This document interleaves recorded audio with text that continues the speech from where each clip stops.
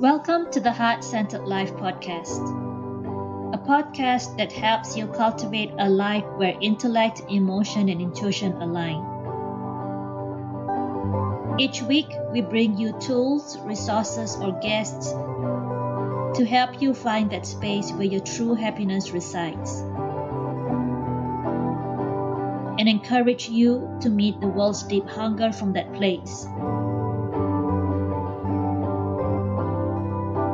Because we truly believe that when your deep happiness meets the world's deep hunger, miracles happen.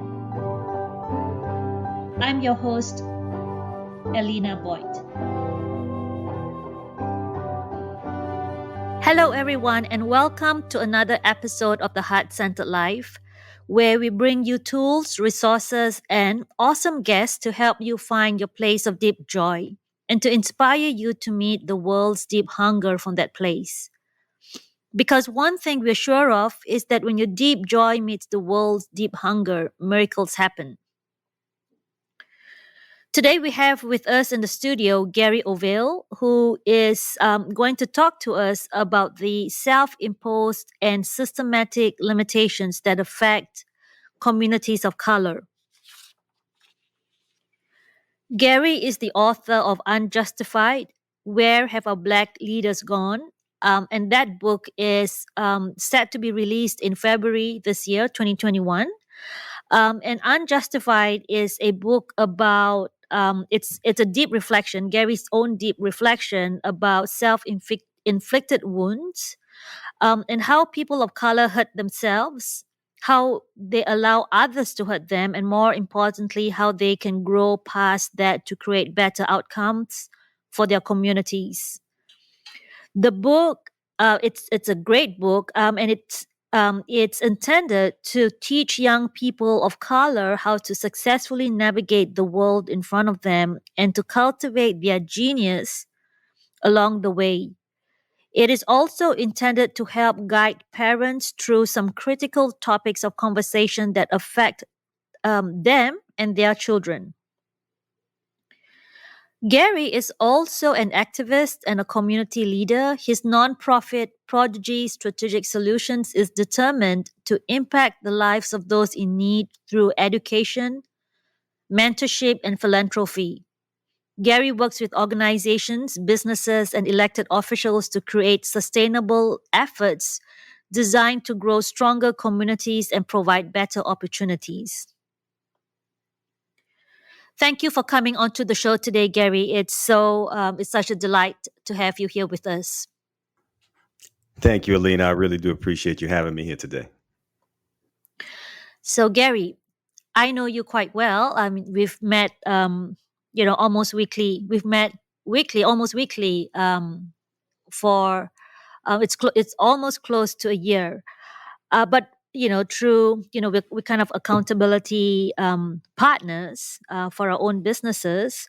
But I want to ask you a question that would kind of warm up this conversation, which is, tell us something about yourself from your past that made you who you are today. Oh man, that's fun, right? Those are always fun questions when you kind of dig back into your past and share it with the world.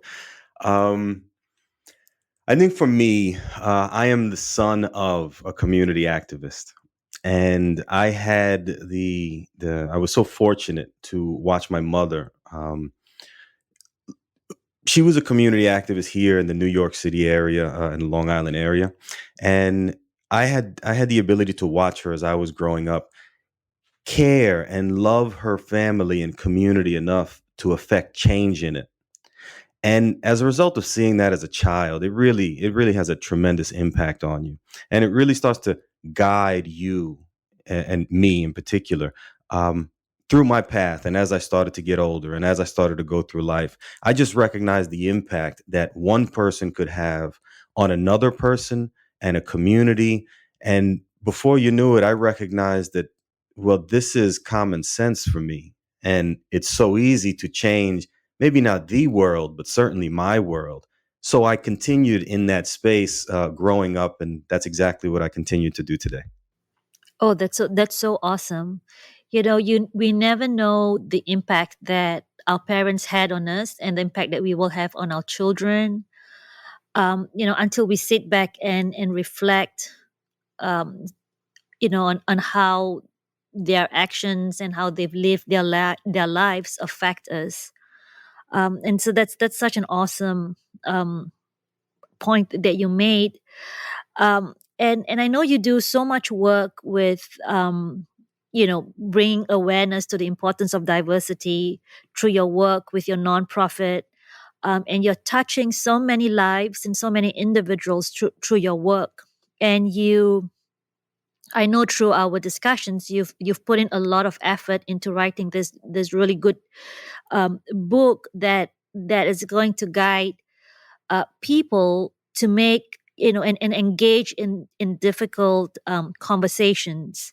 Can you tell us about your book Unjustified and what led you to put pen to paper and write this much needed book in today's world? Yeah, absolutely, Aline. I appreciate that. Thank you. For me, it this topic has sat with me for quite some time. As a person of color growing up in America, discrimination and bias is nothing new to me and nothing new to us as a community. And we don't exactly know what to do with that when we're younger. We don't know how to absorb it. We don't know how to navigate it. We don't know how to react to it. Sometimes and oftentimes we don't know how to overcome it. And what tends to happen is we see our communities continue to suffer generation after generation, and oftentimes yielding the same poor result, for themselves and for their children. And as a young person, I noticed that. I was very thoughtful, very aware. Like I said, I was watching my mother create change in our community, so I knew the difference, and I knew why we were fighting these things, and I knew the ability to create positive change for others that would change their life forever. And as I grew up, obviously I got married early, and we had children early, and I started in the entrepreneurship space, at a really young age. And doing all of that, I didn't really get to give back as much as I would have liked, at a bigger level. Um, but it allowed me to just it allowed me to just really start to recognize how to successfully navigate that path myself. And eventually, there came a point in time, 20 some odd years later, the children have gone to college, they've graduated, they've come back, right? As they do. Um, but during that period of time, I finally had a moment to just sit down and relax and reflect. And I really started to think, I've had a tremendous experience, and I've been very fortunate to find a tremendous amount of success, both personally and professionally. And when I started to think about that, I wondered, why aren't more people having this result? And as I started to think about that even more, I thought about, well, how do I replicate this for others? How do I teach others this and help them gain the same success and result for themselves and their family and their children? So I started writing this book in that vein. And I've always given back to my community, one to one, local organizations, local schools, local businesses. Um, but I wanted to have a much more profound effect. So I sought out social justice organizations in the city, and we're working on major campaigns, decarceration, prison reform, accountability, and education in the nation's law enforcement. I just recognized I wanted to have a much bigger, more profound impact on the lives of others. And writing this book was immediately in that direction, because I wanted to make sure I created something that allowed people to have the conversations so that they could recognize not just the problem, right? Not just the problem we face, because that's always been there, and these last 4 years kind of magnified it. But for many people, they think it's always going to be there. And for me, I like to remind them, regardless of their circumstance, we're we're not subject to just that, and we can't live our lives just in the shadow of our circumstance. We have to overcome it and be more than that. And these conversations allow us to recognize these things that hurt us, recognize how maybe we're hurting ourselves, but more importantly, create those better outcomes for the better future, not just for ourselves, but for our younger children and the younger generations that are coming up behind them. And that was really the focus behind creating this book and why I went back into it and what kind of led me up into this space. Yeah, that's awesome, Gary. I know you do such important work with your community in New York. Um, but what can you be a little bit more specific about what kind of conversations should happen? What how do those conversations look like? Yeah, sure. So I approach this conversation, I approach this book the same way I raised my children. You know, I wanted to be blunt, I wanted to be honest, I wanted to be accurate, and I wanted to hold them accountable. I wanted to make them responsible. So this way they understood what that meant, what that looks like. And this way, from an early age, they knew when they were doing right, when they were doing wrong, not just for themselves, but for others as well. When they were contributing to the community good and when they were contributing to the community bad.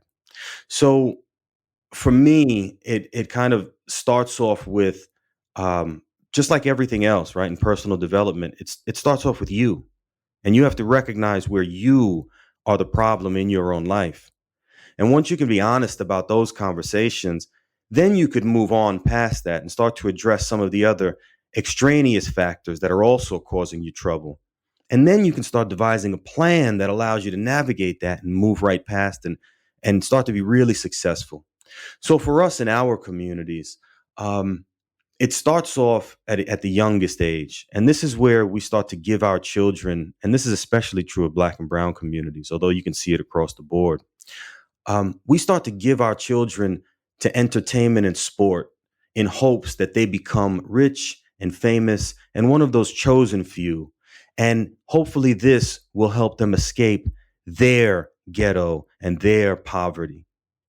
And although it's a worthy effort and there are a lot of wonderful things that they learn along the way, when we look at the community as a whole, it's a it's a terrible design, and it's something that we all contribute to more than we have to. And instead of focusing our children's effort playing a lot of sport or singing a song or dancing or entertaining, perhaps we should start really designing the conversation where we're focusing them on bigger and better outcomes that are going to guarantee a better result. So education and art and and culture and scholastic ability and experience and those things that magnify someone's life and their ability to be successful in it. And then you kind of move on through what we do culturally in our own communities. And again, these aren't specific to our communities, but I'm talking to our communities. And we talk about how it is we might hurt ourselves, through toxic masculinity, right? Um, through the hypersexualization of women and children. We talk about how we're maybe not the best influence for our young people as they watch us, for those who are in influential positions. We want to make sure that we are more responsible and we're not teaching them lessons that will ultimately hurt them in the long run. And we're not encouraging them to adopt destructive behaviors that might be fueled by ignorance. And when you start having these conversations with young people early, they understand it. Young people are incredibly smart and they're incredibly resilient. And when they start to recognize where they might be contributing to the problem, they stop. They stop right away.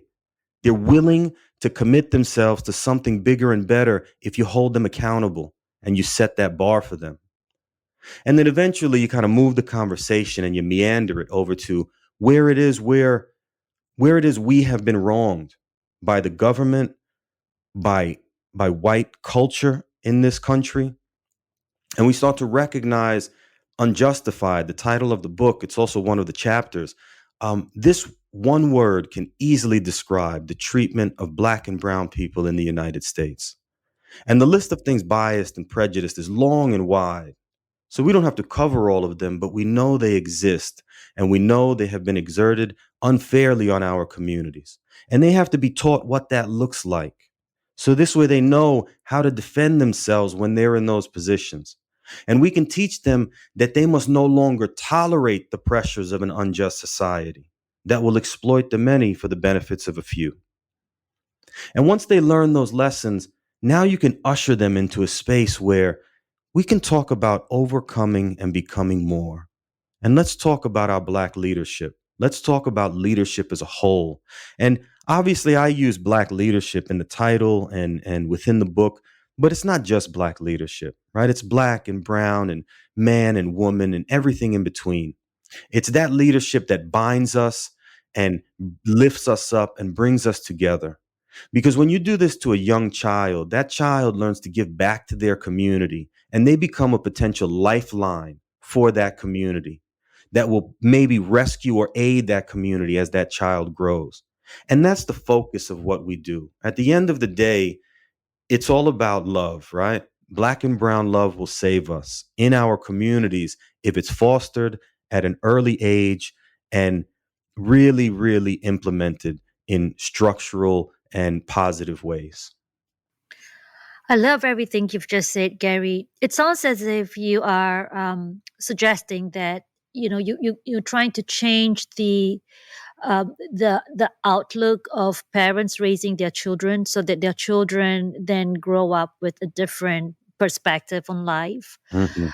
And it sounds as if you're trying to instill this idea that if we can approach the systemic racism and prejudice that have been imposed on communities of color, from a space of empowerment, right? Or as you say, love, Mhm. you get a better outcome than approaching it in from a standpoint of fear, right? Being reactive and being fearful, and always watching over your back. Yeah.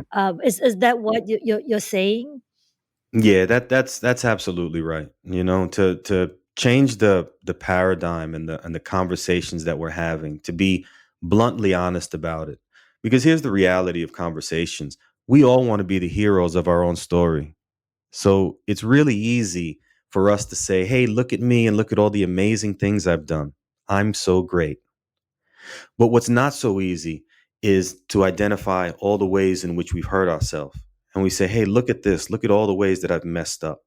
Look at all the ways that I've done wrong for myself and for others. And look at how it continues to hurt us." That's not an easy conversation. And when we can have that conversation openly and honestly and in a safe space, right? We don't want to do it where we're shaming someone or a culture as a whole. Attacking We don't want to someone. do it Yeah. where we're, yeah, for sure. You don't want to do it where um you're creating a fear in someone, and this language and conversation is then used against them. And I'm very cognizant of that. I'm very cautious and careful of that when I have these conversations.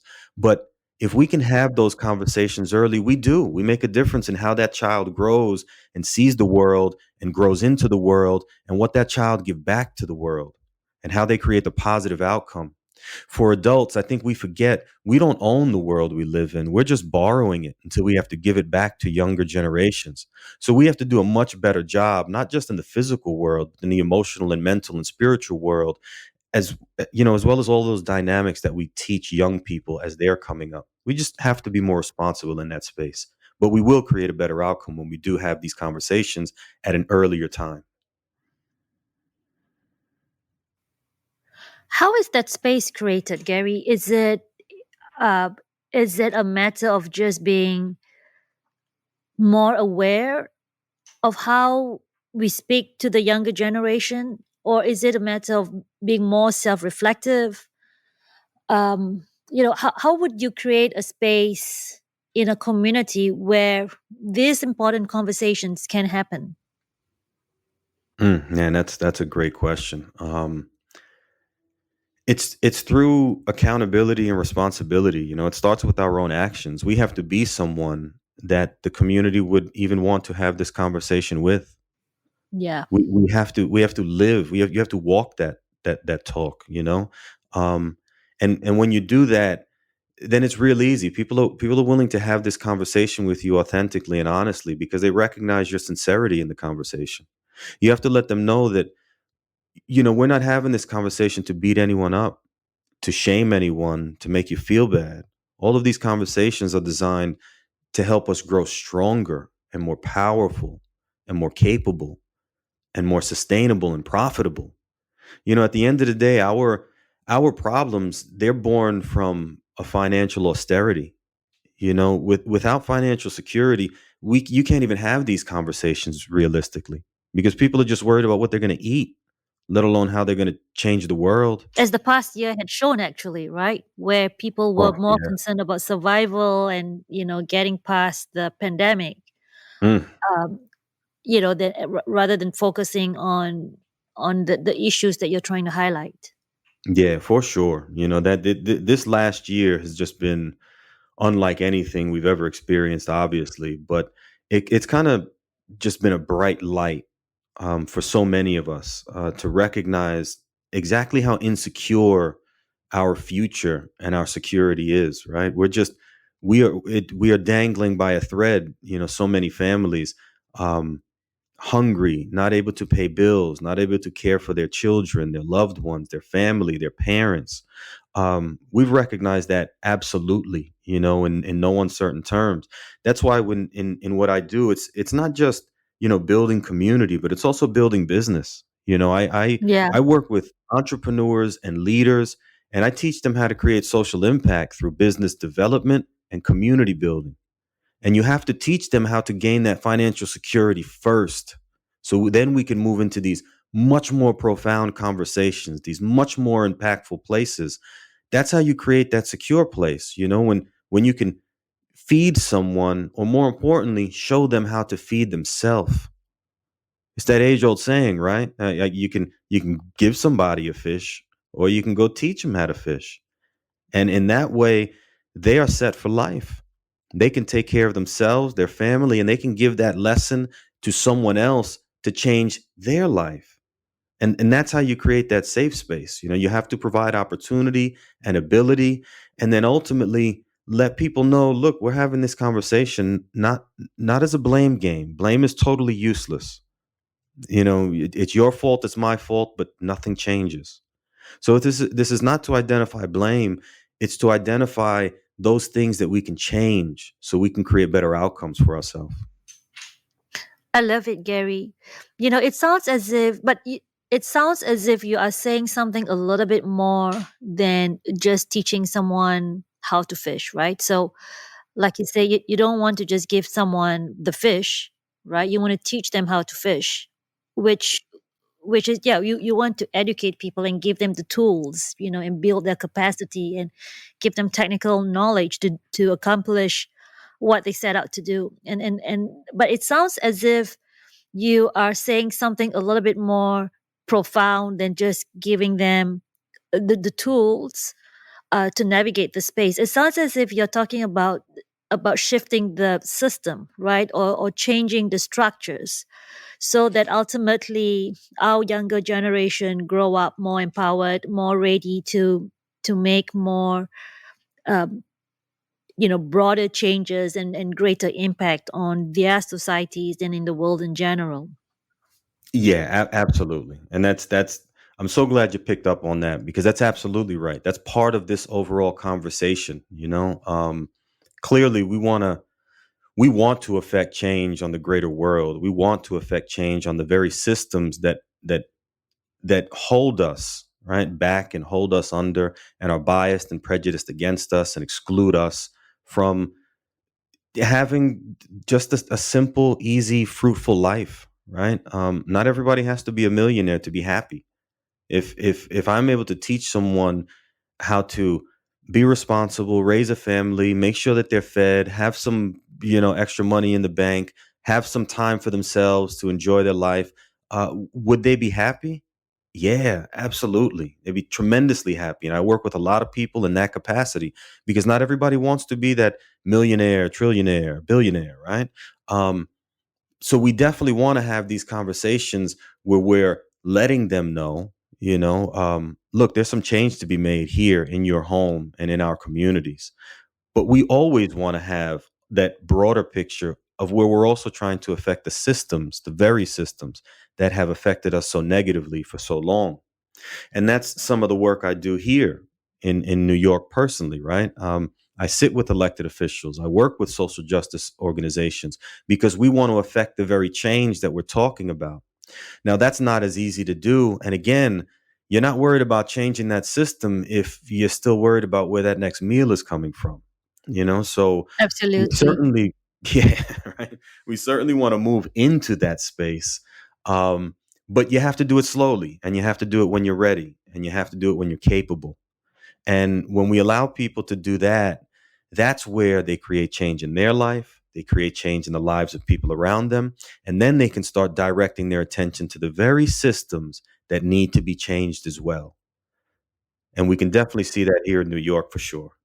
Absolutely, Gary. And if you have the difficult conversations that you're describing um, in the book, um, you create the mindset where people feel more empowered to then go ahead, and create the livelihood that they want for themselves, right? So, Hmm. being able to catch the fish, right? But once you've caught the fish, then you start thinking about, okay, how can I make it easier for everyone else to catch more fish, right? And Definitely.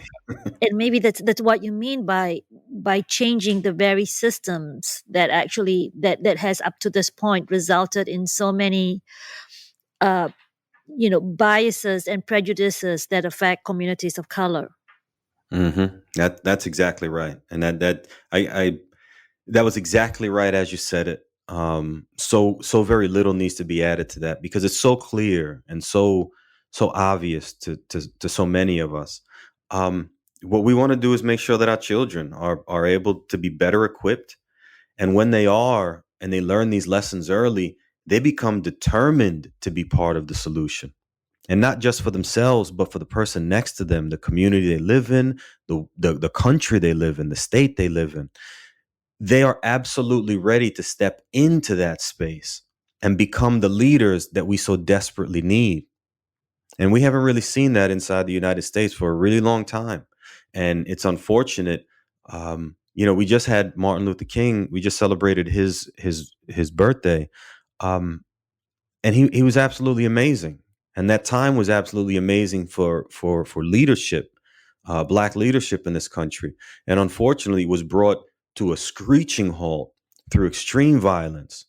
And we haven't seen a resurrection of that since then. We've seen some movement. We're starting to really hear some clamors right now. And what we'd like to do is build on that, to create that change and to let young people know you are worthy. We can hear you. We can see you. Please step up to the plate. I think we saw that young lady, and her name escapes me right now, at the inauguration, who had Oh mentioned yes, that Amanda speech. Gorman. Gorman, yes, Amanda Gorman. Absolutely beautiful, absolutely amazing. Just I I wept Right. when I heard her. I think many people did. So powerful, just Yes. so powerful. And to Yes. think that's our future, Yeah. we may be in really good hands. Yeah. And I think you're right. So I think there are many people of our generation that are teaching the children how to see things differently, because I think we are that generation where we've become aware, right? Mhm. We are fighting the system to some extent, but definitely not to the extent that people were fighting it, you know, two generations before us, right? Two, three generations before us. Yeah, And if you yeah, for sure. right, and if you look at the millennial generation, which is like I think two generations after us, right? They they are acutely aware, of how a fair and just world looks like. You know, so many of them. research have shown that millennials would rather not work with a company than work with a company that they feel is in have values that are inconsistent with theirs. So they Mhm. would rather, right, they would rather not work with a company than work with a company that pollutes, right, That's right. or a company that doesn't have equitable treatment of the employees, right, or isn't prone diversity. And I think that our generation, especially with your book and what you're trying to convey to to people of our generation, right, having these conversations, educating our children, um, I think it's going to make a profound change, even more so on our children. My daughter is 6, and as she grows up, I'm hoping that she's going to be more aware and more conscious, um, of her role in making a more just and equitable world. Absolutely. Yeah, yeah, that's so beautiful. And yes, in reality, we want to see exactly that, and we are seeing that. They are aware at this age, and they have been empowered, and it's not the same as it was, and that's because it doesn't have to be, Mhm. right? We're not exactly being fire hosed in the street anymore. Um, Right, Now we're just being pepper sprayed, right, and tear gas. But, right, right, but right. it's definitely different. It's definitely different, and they have the ability to speak louder. They are a buying audience, whereas when we were younger, we weren't exactly a buying audience in our Yeah, younger years. It took us a little while to get there, and because of that, they have to be heard. yeah, Yep. So this is where we see their social impact coming in, and they're holding businesses to task.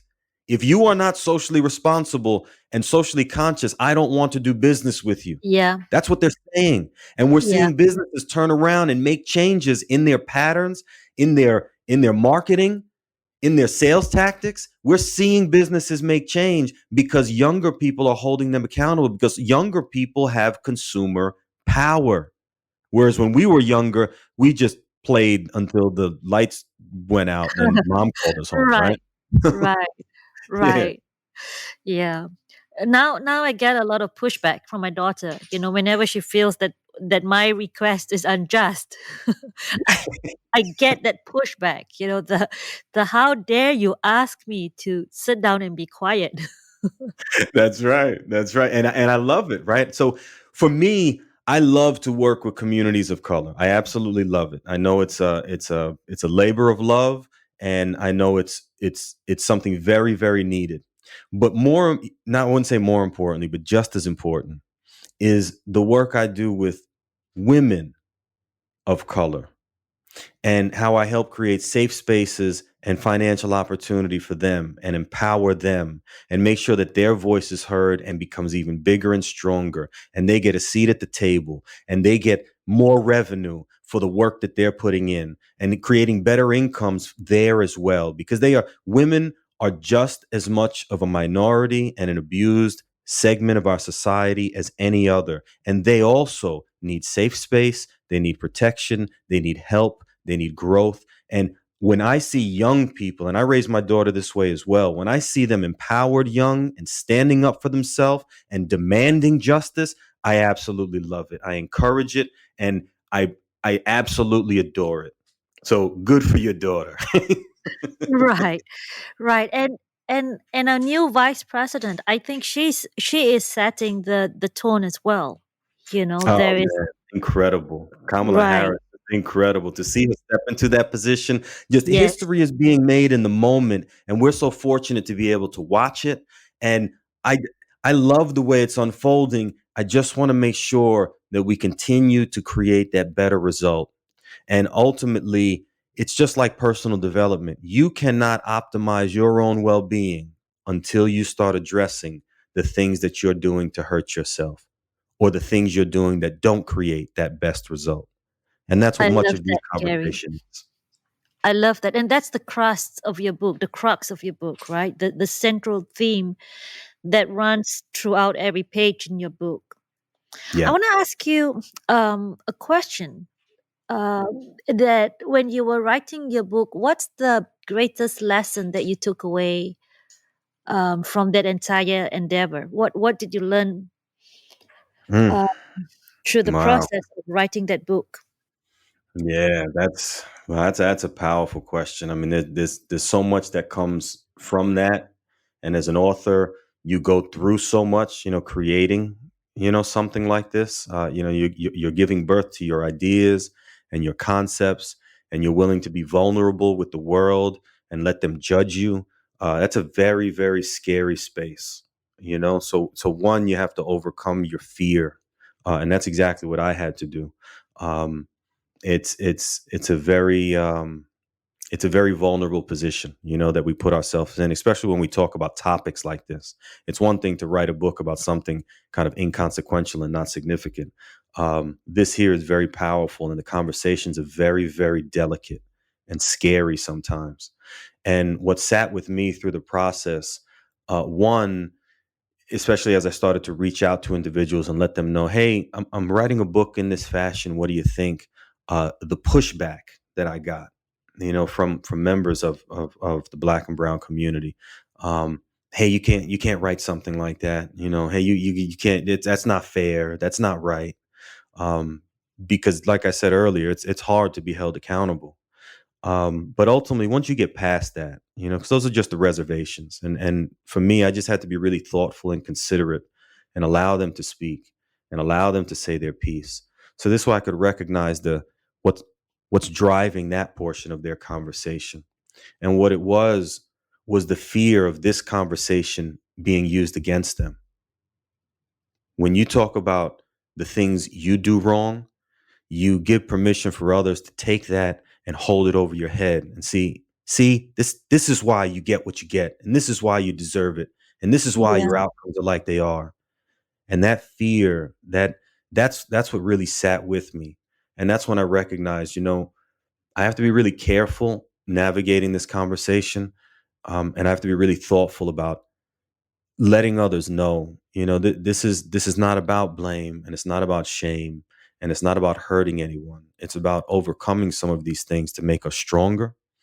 And if anybody should need, right, defending, I am more than happy to do that as well. For anybody who wants to misuse my language, I am happy to have that conversation, and I will quickly show them the dents in their armor, because I am prepared for that conversation as well.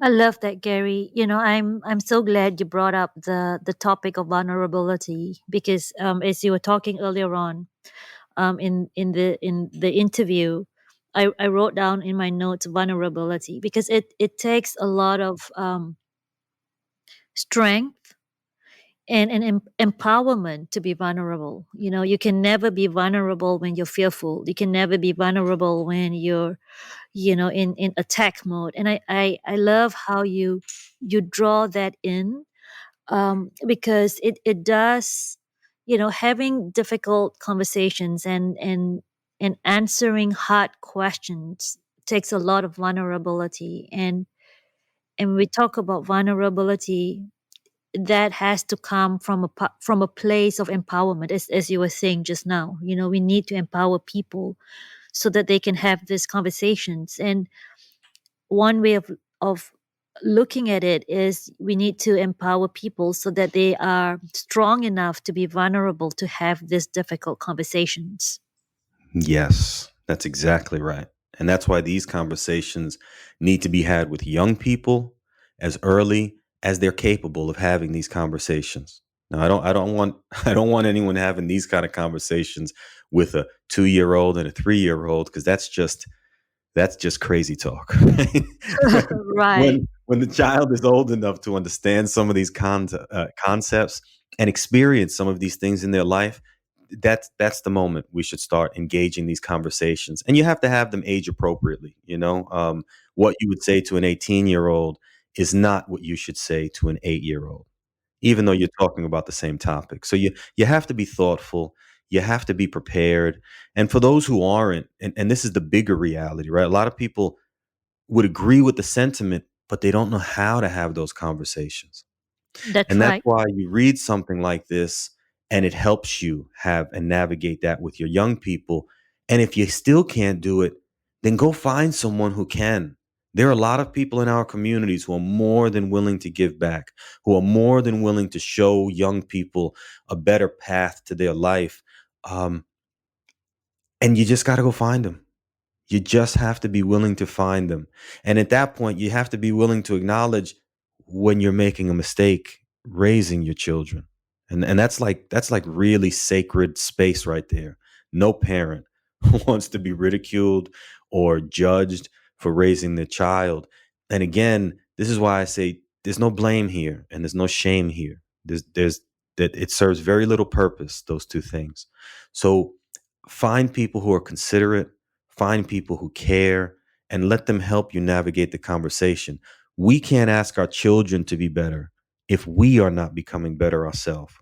And I dedicated my life to that, to make sure that I was an outstanding example to my children and to all of their friends and all of the children that I coached and tutored and mentored over the years and all of their family as they were watching us. Because the one thing I recognized, and this is especially true when I was coaching and training like youth sports at that time, I would look up past that child into the stands or on the sideline, and I would see their parent, and I would recognize, man, I see where some of your unruly behavior is coming from.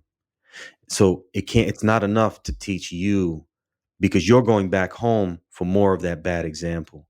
I have to be a good enough example for the parent as well. And I have to be able to speak to them privately and publicly and lead by example. And that's what I've done. So that's how I affect change. And I'm hoping that others will learn from that and step into that space and create change themselves. I love that, Gary. Over the time that I've known you, I've come to know you as someone who does really uh, good, important work in the community. You are making great contributions, and I love how much dedication you've put into empowering women. And women, we've made great strides in society. We've come a long way, but there's still a lot more room for women to grow into. Mm, And I remember reading an article recently about a woman who stood up in a boardroom to give the presentation of her life, and she put her heart and soul into that presentation, and she looked into the room, and the men were whispering amongst each other, not even paying her the attention that she deserved. mm. And I love the work that you do, with women, with children, with communities of color. um, and I think the book is going to make a huge impact once it's out next month. What are some of your hopes for the future? Um, wow. Ultimately, for the future, I really just hope that we get to a place where fairness and justice and equity and equality become the norm for everyone across the board. Right? That's my greatest hope. And not just black towards white or white towards black or white towards brown, but across the board, gender, color, age. I'd like to see that across the board. And we don't get there until we start being honest about where we're stopping that or supporting the opposite of that in our lives. So future, when I future cast and when I look into the future, I'm hoping to get to the place where I can see that Amanda Gorman step into an even bigger, more powerful role, where I can see our young people kind of replace that old vanguard and we start to see systemic change yielding positive result for the world we live in. I want to make sure that we start to exemplify true mastery, and true mastery is when we do great things not at the expense of others. We are a caring and a loving people, a sharing, hugging people, and a strong, resilient people. And I want to see us reclaim all of that greatness among us and discard those things which don't serve us. And that's what I hope for our future. That's so awesome, Gary. I've been listening to you this hour. And of course, you've shown a side of you that that is obviously vulnerable. And I admire you for the work that you do. So thank you for everything that you do for our communities, for our gender. Um, and I want to wish you the best of luck as your book comes out and as you do more and more work in the areas that you're so committed and devoted to. I I did want to invite you to let the audience connect with you. And so if there are people in the audience or listeners who are listening in who would like to reach out to you, maybe get a copy of your book, what's the best way how would they find you? Yeah, sure. Thank you. I appreciate that, Alina. Um, well, the book will be available on Amazon. It'll hit the bookshelves next month, probably by about mid-month or so. Right now, it's probably best to go right to my website, and that's GaryO'Valley.com.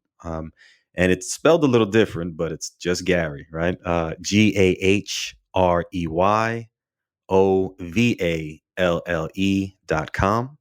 And that's probably the best place to go find where I am, what I'm up to. You can certainly navigate on that homepage and find where you can link to the book.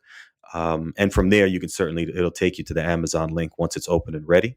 And if you ever wanted to email me directly and speak personally, well, you can also reach out to me through Gary@GaryO'Valley.com. Yeah, and I'm going to put the links to your website and your email in the show notes as well, so that people can find you easily. Awesome. Thank you.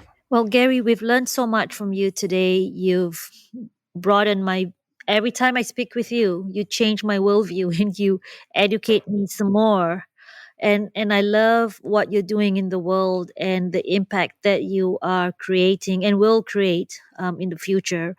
I have no doubt that your impact is going to be immense.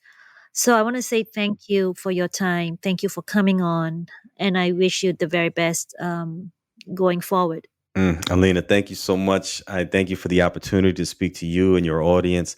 And I always appreciate any moment that we have a chance to sit down and talk because our conversations are always surrounded by impactfulness and legacy and how it is we can make the world a better place and our world's a better place. And this is just another extension of that. So thank you so much for another opportunity to speak to you.